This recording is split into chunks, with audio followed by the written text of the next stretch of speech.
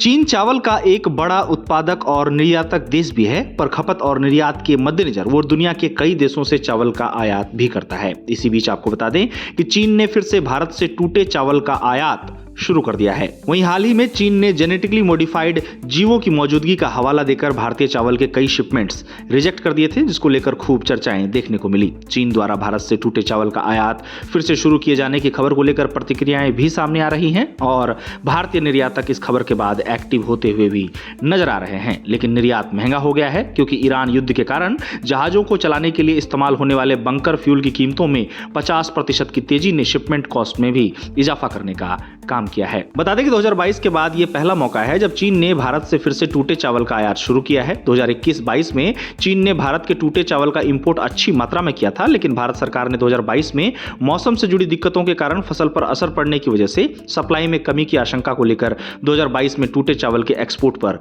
रोक लगा दी थी। अब चीन द्वारा भारत से टूटे चावल के आयात को लेकर उठाया गया कदम इसलिए भी वर्तमान में चर्चा में है, क्योंकि हाल ही में उसने भारत से भेजे गए चावल में कथित जीएमओज की मौजूदगी का मुद्दा उठाकर चावल की कई शिपमेंट्स को रिजेक्ट करने का काम किया था। ऐसे में इस सवाल का जवाब ढूंढने की कोशिश की जा रही है कि आखिर चीन ने भारत से टूटे हुए चावल का आयात फिर से क्यों शुरू किया है। तो इसको लेकर प्राइस फैक्टर भी एक अहम कारण माना जा रहा है। बता दें कि वर्तमान में भारत के कुछ चावल निर्यातक अफ्रीका के साथ ही चीन को भी चावल का निर्यात कर रहे हैं। एक एक्सपोर्टर ने कहा कि चीन के अलावा वेस्ट अफ्रीका के देशों में चावल एक्सपोर्ट जारी है, जहां हम टूटे चावल 300 से लेकर $310 एफओबी पर दे रहे हैं। लेकिन बंकर फ्यूल की कीमतों में बढ़ोतरी के कारण कंटेनर फ्रेट कॉस्ट बढ़ गई है। भारतीय चावल निर्यातकों का कहना है कि चीन द्वारा भारत से टूटे चावल की खरीदारी की जा रही है, लेकिन निर्यातक वर्तमान में 20 फुट कंटेनर चार्ज $75 से $80 प्रति टन होने की बात कह रहे हैं। साथ ही चीन द्वारा टूटे चावल का आयात शुरू किए जाने को लेकर अल नीनो फैक्टर को भी अहम वजह माना जा रहा है। इसको लेकर निर्यातकों का कहना है कि भारतीय चावल की कीमतें अभी कॉम्पिटिटिव हैं,